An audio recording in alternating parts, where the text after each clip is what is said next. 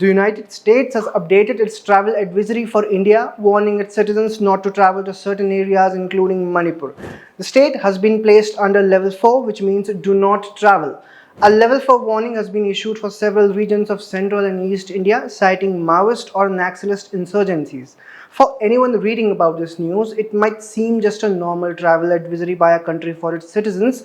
Manipur has witnessed ethnic strife since last year's May, with some of the worst clashes between Kuki and Meitei communities.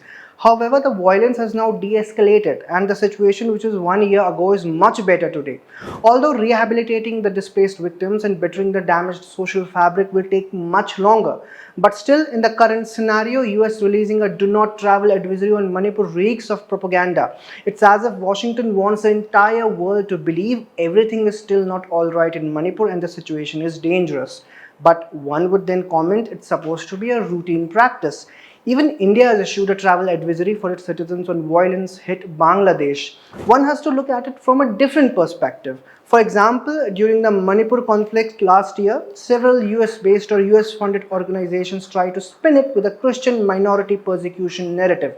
It will be within context to mention here that popular OSINT channel Disinfo Lab had revealed last year how two organizations, NAMTA and Fiocona, peddled the minority persecution narrative, which was later picked up by several media outlets.